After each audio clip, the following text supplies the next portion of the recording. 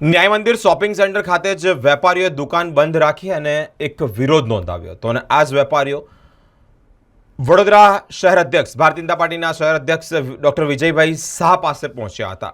તો વિજયભાઈ શાહ દ્વારા જ એક નિવેદન પણ સામે આવી રહ્યું છે. વડોદરા શહેર ભાજપા પ્રમુખ ડોક્ટર વિજયભાઈ શાહનું નિવેદન એક સામે આવી રહ્યું છે, જેમાં વેપારીઓની રજૂઆત હતી જ્યાં સુધી વૈકલ્પિક જગ્યા ન મળે ત્યાં સુધી અહીંયા જ ધંધો કરવા દો. સિંધી સમાજ વર્ષોથી ભાજપ સાથે જોડાયેલો છે. હેરિટેજનો વારસો જાળવવાની તમામની જવાબદારી છે. કોર્પોરેશને કે ભાજપે વર્તમાનપત્રમાં જાહેરાત નથી આપી. વેપારીઓને લેટર પેડનો ઉપયોગ થાય તો જ વર્તમાનપત્રોમાં જાહેરાત આવે. કોર્પોરેશનના સ્ટેન્ડિંગ કમિટીના સંકલન બેઠકમાં નક્કી થશે કે પદ્માવતી શોપિંગ સેન્ટરનું શું કરવું. વેપારી અને શહેરનું હિત જળવાય એવો નિર્ણય લઈશું તેવું ડૉક્ટર વિજયભાઈ શાહ તરફથી નિવેદન આવી રહ્યું છે. નહીં, તોડવાની વાત આમ તો 1.25 વર્ષથી વાતચીત ચાલે છે. કોર્પોરેશનની પદ્માવતી શોપિંગ સેન્ટર કોર્પોરેશનના માલિકીની જગ્યા છે. 65-70 વર્ષ જૂનું છે. 10 વર્ષથી સ્ટેબિલિટી રિપોર્ટ દર વર્ષે કોર્પોરેશન કરે છે. જર્જરિત થઈ ગયેલી ઇમારત છે, ગમે ત્યારે પડી ભાંગશે એવું બધા વેપારીઓને પણ ખબર છે અને આખા વડોદરા શહેરને ખબર છે. અને વેપારીઓને કોઈ નુકસાન ના જાય એમની પર્યાયી વ્યવસ્થા થાય આ પ્રકારનું કોર્પોરેશનનું પ્લાનિંગ છે. એમાં તમામ વેપારીઓ સંમત છે. હેરિટેજ સિટી સ્ક્વેર આપણે જે બનાવવા જઈ રહ્યા છીએ એમાં કેટલું અડચણરૂપ છે આપણે?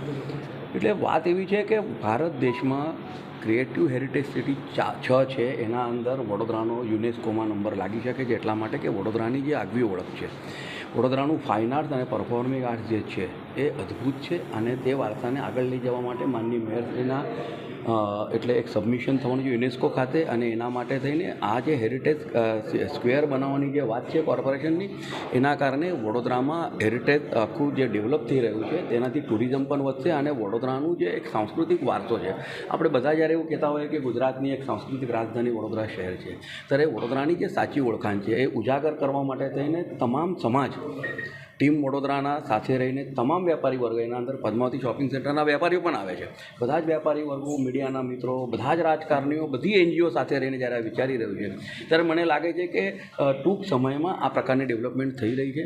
ન્યાય મંદિરના રિસ્ટોરેશન માટેનું ટેન્ડર પ્લોટ થઈ ગયું છે. લાલકોટનું પણ કદાચ આજકાલમાં થઈ જશે. એક આર્ટિઝન સેન્ટર બની રહ્યું છે. અને આ બધા જ્યારે વિષયો છે ત્યારે સુરસાગરની વચ્ચે સુવર્ણજડી શિવજીની મૂર્તિ આખા વિશ્વમાં ફક્ત અહીંયા જ છે. આપણે શિવરાત્રિના વખતે જોયું કે શિવ પરિવારની જ્યારે યાત્રા નીકળી લાખો લોકો ત્યાં હાજર હતા.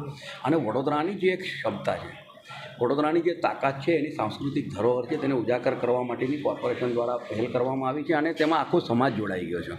અને એના માટે થઈને હું પદ્માવતી શોપિંગ સેન્ટરના પણ તમામ વેપારોને બિરદાવું છું, કારણ કે આ વિષય છે વડોદરાના સર્વાંગીણ વિકાસનો છે, વડોદરાની એક નવી ઓળખ ઊભી કરવાનો છે. પણ વેપારીઓ કહી રહ્યા છે કે વૈકલ્પિક જગ્યા પહેલાં આપો પછી અમે દુકાન ખાલી કરીશું, તો એ બાબતે શું? એટલે વૈકલ્પિક જગ્યા એ કોર્પોરેશનનો વિષય છે.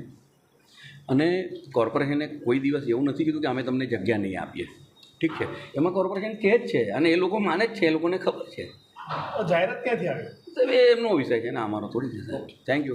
એની રજૂઆત એવી હતી કે જ્યાં સુધી નવું બિલ્ડિંગ બને નહીં ત્યાં સુધી આ જગ્યા પર અમને ધંધો કરવાની છૂટ આપે.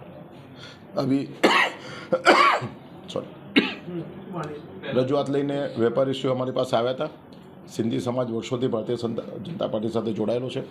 સિંધી સમાજના એક અગ્રણી અને અમારા ભારતીય જનતા પાર્ટીના એ જ વિસ્તારના માનનીય મ્યુનિસિપલ કાઉન્સિલર હીરાભાઈ પણ સાથે હતા.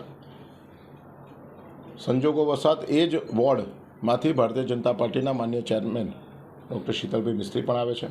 અને અમારે જે બૃહદ સંકલન હતી, બૃહદ સંકલનમાં જે નિર્ણય લીધેલો છે એ નિર્ણયની સંદર્ભમાં એમની સાથે વાત કરી છે. બધાની સંમતિ છે. વડોદરા શહેરને આવનાર સમયમાં હેરિટેજનો દરજ્જો જો આપવાનો હોય તો આ જે જગ્યા છે તે જગ્યા ઉપર સારું લેન્ડસ્કેપિંગ થાય.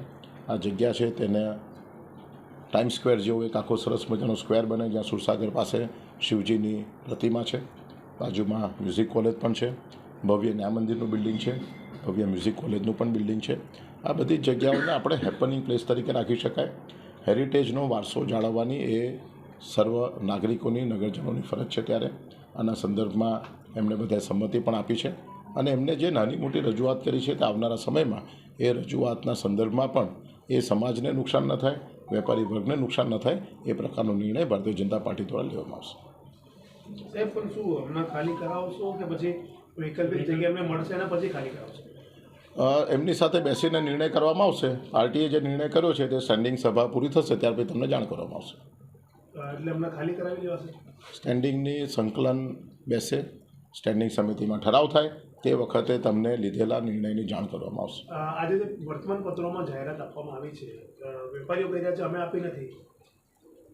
વર્તમાનપત્રોમાં જેમાં જાહેરાત આપી છે તે જ વર્તમાનપત્રને આપણે પૂછવું પડે કે આ જાહેરાત કોના માધ્યમથી આવી છે, કારણ કે સામાન્ય રીતે વર્તમાનપત્રોમાં આ પ્રકારની જાહેરાત લેટર હેડ ઉપર આપેલી ન હોય ત્યાં સુધી લેવાતી નથી.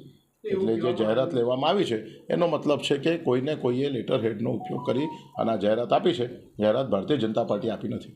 કોર્પોરેશનમાંથી આપવામાં આવી હોવાની વાત. વડોદરા મ્યુનિસિપલ કોર્પોરેશનના 5 હોદ્દેદારશ્રીઓ અહીંયા હતા અને વડોદરાના માનનીય મ્યુનિસિપલ કમિશનર પોતે પણ જાણે છે કે આ જે જાહેરાત છે તે વડોદરાની મ્યુનિસિપલ કમિશનર તરફથી આપવામાં આવેલ નથી. અમારે સારા રીતે વાટાઘાટો થઈ અને જે પછી અમારે જે નક્કી થશે તમારા લેખિતમાં કાર્યાલયમાં જે તમે કહેશો ત્યાં પહોંચ્યા તો કરી નાખીએ. આજે હજુ નક્કી નથી થયું. વિચાર કરીએ ને યાર, અમારે 200 જણની મિટિંગ કમિટી છે, હું એકલો કઈ નિર્ણય કરું. બેઠકમાં શું ચર્ચા કરી તમે? બેઠકમાં એ જ ચર્ચા કરી ભાઈ આ જગ્યા સારી છે, આ એમ છે, એમના ટાઈમમાં થઈ જશે એટલું જ, બીજું કશું જ નહીં. સાહેબ જોડે એ જ વાપરતી કરી એ તમે સાહેબ કહેશો એ જ.